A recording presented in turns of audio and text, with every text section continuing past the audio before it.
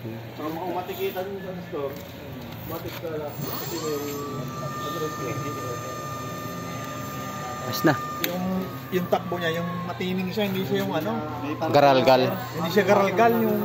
Nasa ano yan, nasa controller yan. Ay gano'n ba yun? Oo. Silencer na yun. May laser na siya.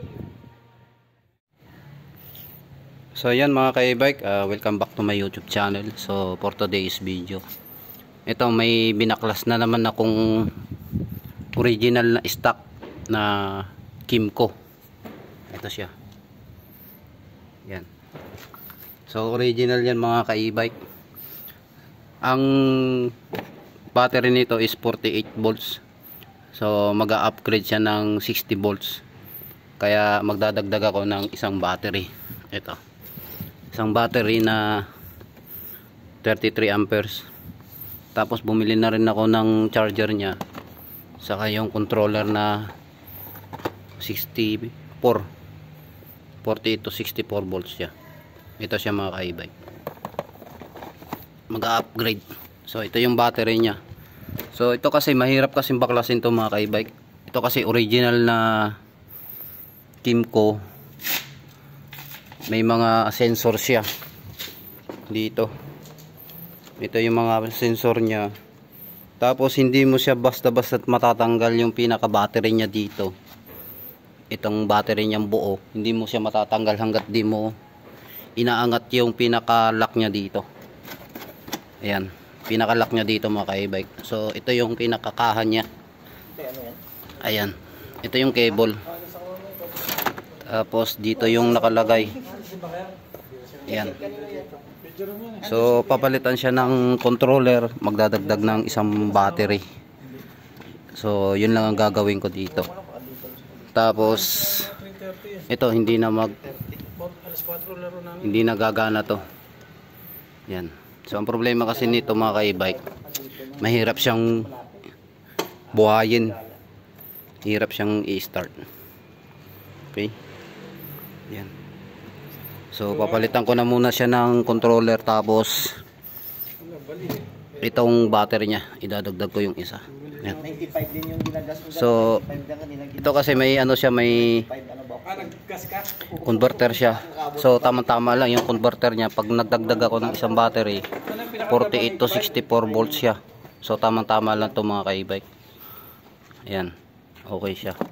Yung converter niya papunta sa accessories ng mga ilaw niya. Ayan. So ganito ang itsura niya.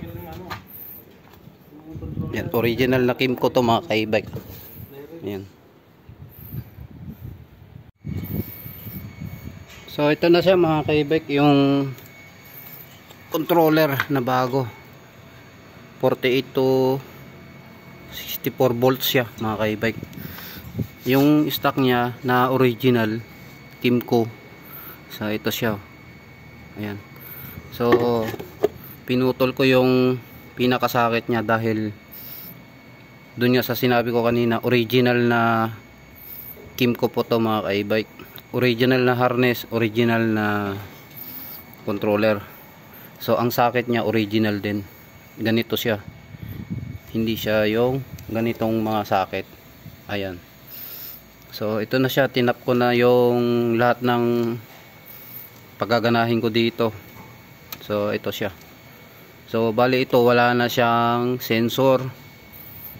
Patay na yung sensor niya dito sa pinaka stand niya. So dito. Yung stand niya dito sa may side. Okay. So ito na yung controller, tinap ko na pati yung sa hole sensor niya. Ayun, tinap ko na rin. Yan. Tapos ito yung battery. So magdadagdag ako dito mga ka-e-bike ng isang battery pa. So titingnan ko na lang mamaya kung saan ko ilalagay, kung saan siya pwede. Kung dito siya pwede or doon na lang sa may loob ng U-box niya. Okay? So ito kasi mga ka-e-bike, pag original na stock na original na e-bike, napakahirap talaga ng hanapin ng mga ignition niya, yung wiring ng throttle niya. So kagaya nito, ayan, pinagpuputol ko na siya. So wala na yung ibang ano niyan, connection. Ito.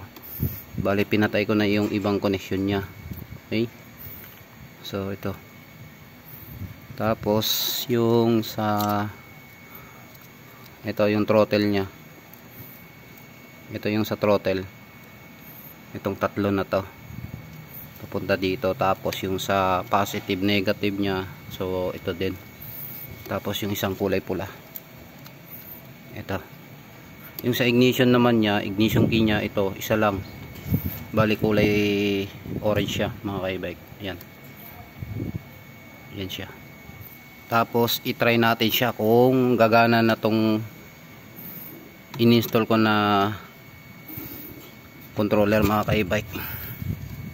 Ayan. So isusi natin siya. Buhayin natin yung breaker. Tapos susi natin. Tingnan natin kung gagana tong gauge niya. Ayun. So gumana na siya. Kaso wala siyang busina. Ayun, may ilaw siya. Laser. Okay. Tapos i-throttle natin siya.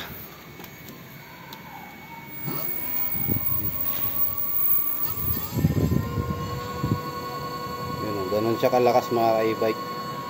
So hindi pa siya hindi pa siya 60 volts yan. Kasi magdadagdag pa ako ng isang battery. Tapos yung ginawa ko dito sa 123 niya, kasi on off to, mga ka-e-bike. Wala siyang on off dito sa switch niya. Puro tong push button. Yan, mga push button po yan. So ang ginawa ko dito, dinirect ko na lang yung tray niya. Ito. Itong gitna, tapos yung sa gilid niya, yung kulay pink. Ayan. Itim saka yung pink, pinagdikit ko para nakadirect siya sa tree. Okay? So marami pang ilalagay pa dito. Gawa ng ito, mahirap kasi itong isalpak dito. Gawa po kasi ng itong kaha niya. Ayan. So okay na siya, mga ka-e-bike. Nakita niyo na gumagana na siya. So itong speed kilometer niya hindi siya gagana kasi parang kagaya itong sa motor. Ayan. Kagaya sa motor niya, mga ka-e-bike. Kaya hindi siya gagana niyan. Ayan. Dito yung odometer niya, yung sa speed niya. Okay?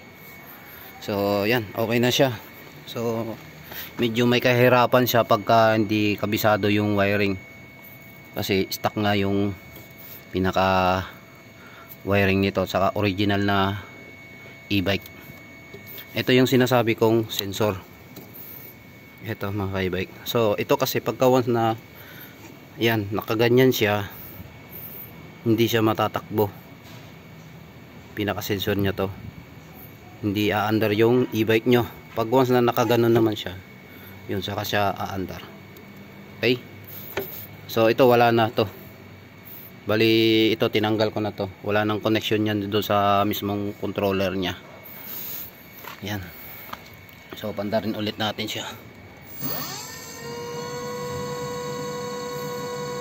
Yan, okay na siya, mga ka-e-bike. So i-install ko na to, yung pinakakahan niya, para malagay ko na yung battery na isa. So tingnan ko na lang kung saan ko ilalagay dito mamaya. Okay? Yan na, tapos na siya, mga ka-e-bike. Okay. E-bike na ginawa ko. Okay na.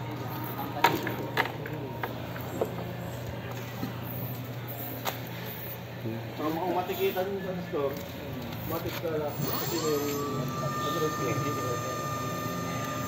Ayos na. Yung takbo niya, yung matining siya, hindi siya yung Garalgal. hindi siya garalgal, yung Nasa yan, nasa controller yan. ay ganun ba yun? Oo. Silencer na yun. Sabi, maliwanag ka na kasi. May laser na siya.